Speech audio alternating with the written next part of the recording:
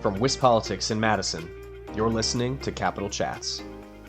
Hello, everybody. This is Kate Morton with WisPolitics.com here at the Capital Chats podcast, brought to you by Spectrum. Today, I'm here with my colleague Adam Kellenhofer to talk about an interview he did with the League of Wisconsin Municipalities Government Affairs Director, Toni Herkert.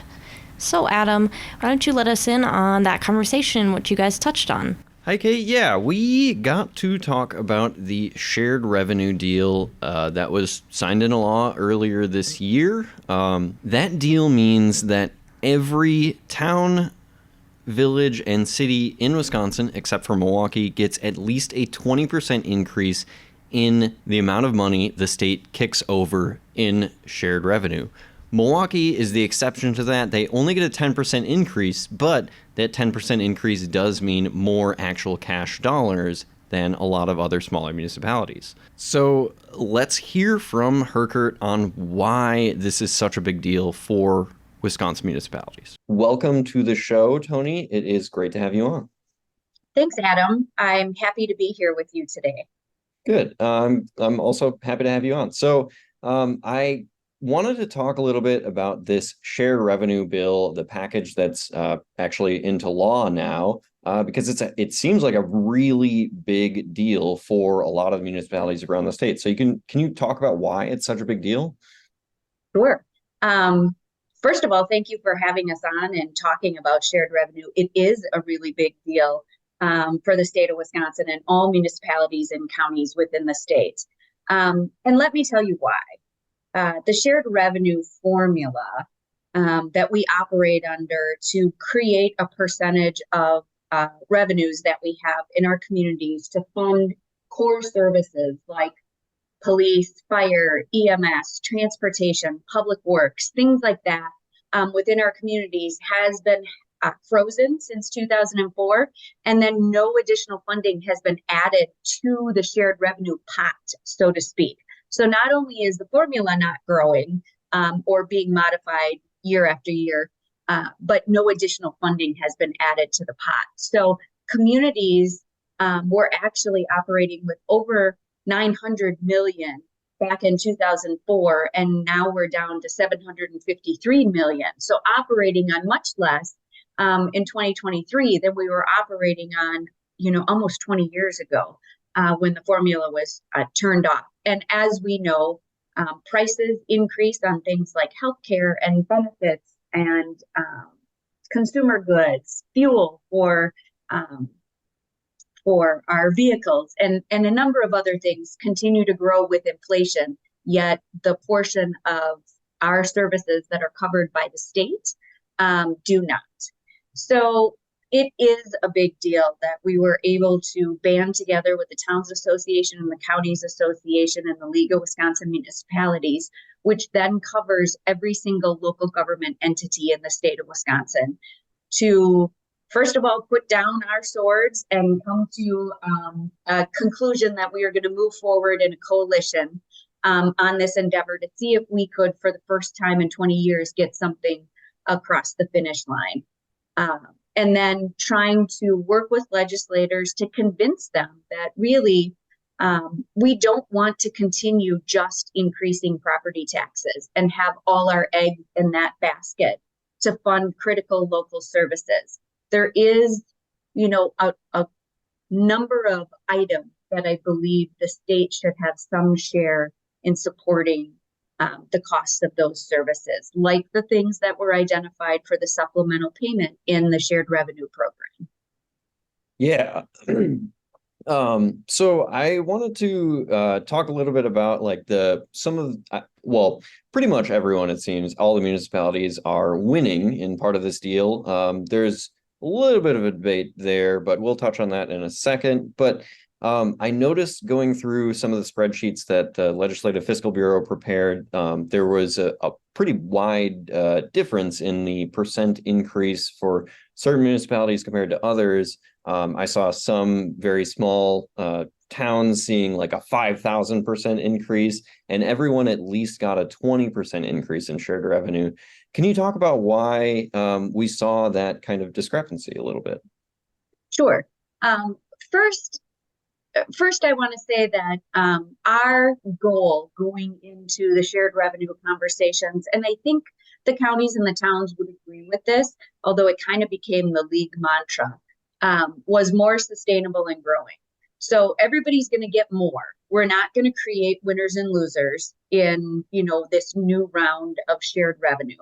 Everybody's going to win. It's going to be from a sustainable source. So another important factor when we're talking about the percentages, that is only one fraction of what the shared revenue bill or Act 12 ended up doing. It did create a supplement that communities will receive in a lump sum.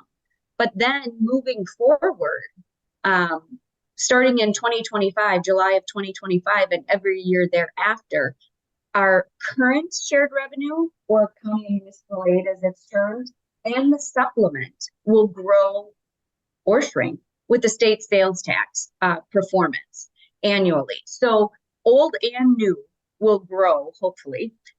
Most times, at least frequently, in the past 50 years, sales tax grows. There's only been 2 dips. So we're hopeful that those pots of money, current shared revenue, new supplement, will continue to grow with the state sales tax.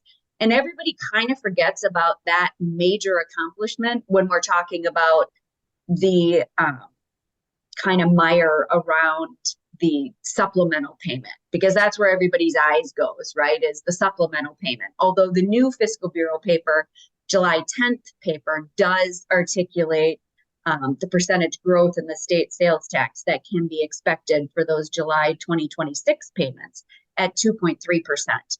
But getting back to the supplement, first of all, everybody has to keep in mind more sustainable and growing. So everybody's going to get more. There was a desire to take smaller communities, so not just towns, but communities under 5,000 who might be struggling to make ends meet, just like Milwaukee is struggling to make ends meet. To provide them a little bit more of a bump, to kind of move them up to average on a per capita basis. And those percentage increases look shocking. But when you're taking a small amount and giving any kind of a bump, it's going to look like a big percentage.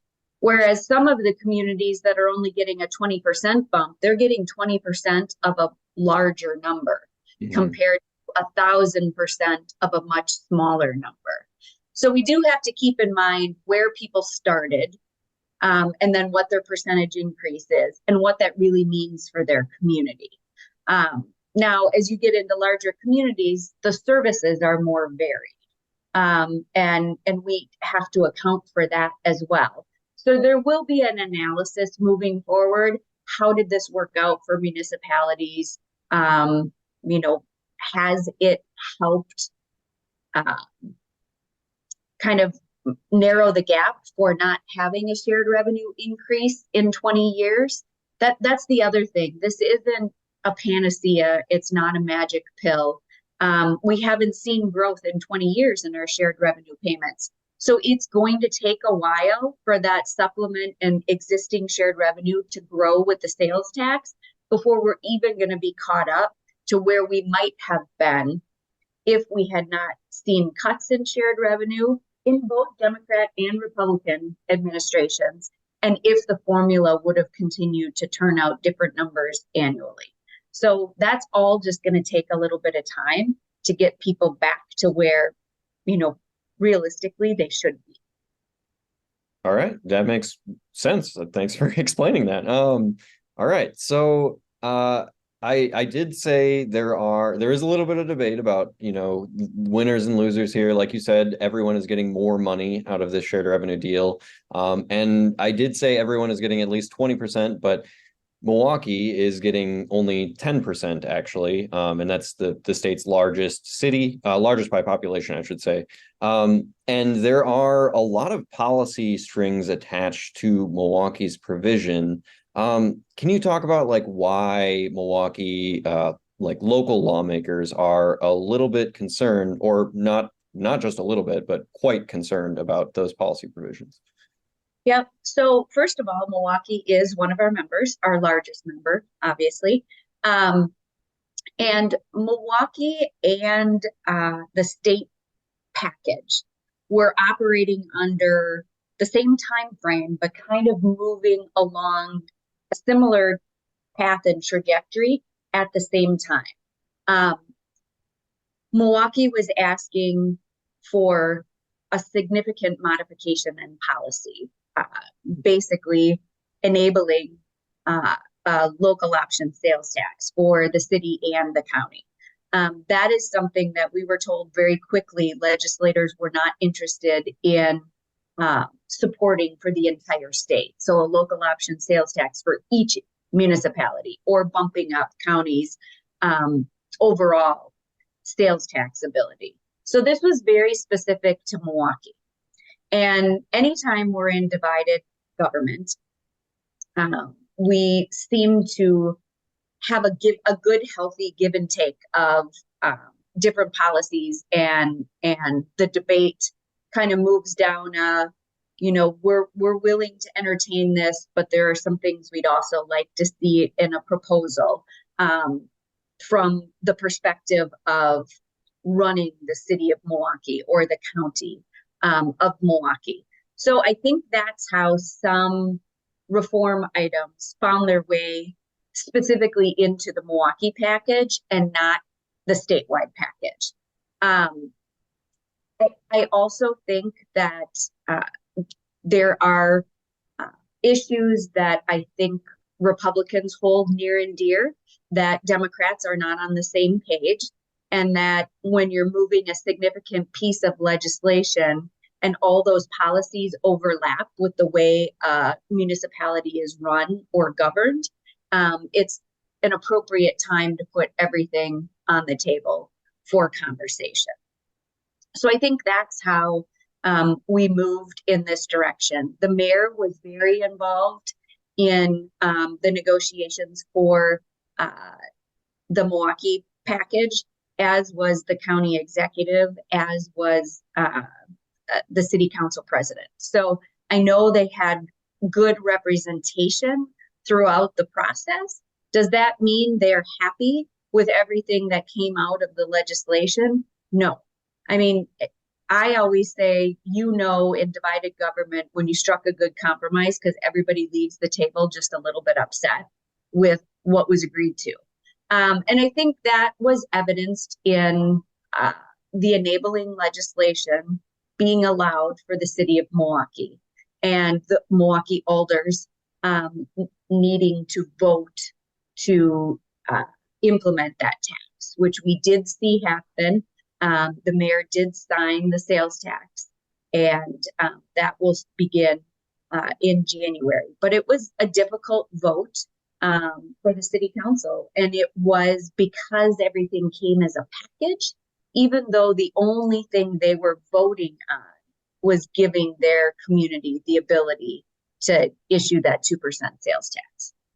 Right. Yeah. And that was that 12-3 vote that we saw earlier this month in the Common Council, where I was watching that. I didn't hear anyone saying they wanted to really raise the sales tax at all, but there were a lot of people who knew that, or said that they knew that that was what needed to be done to save Milwaukee from going over this fiscal cliff. So thank you very much for coming on the show, and I really appreciate you talking to me.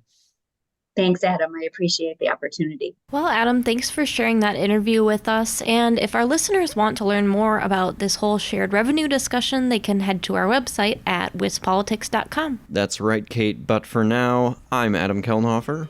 I'm Kate Morton. Thanks for tuning in to WisPolitics Capital Chats, brought to you by Spectrum.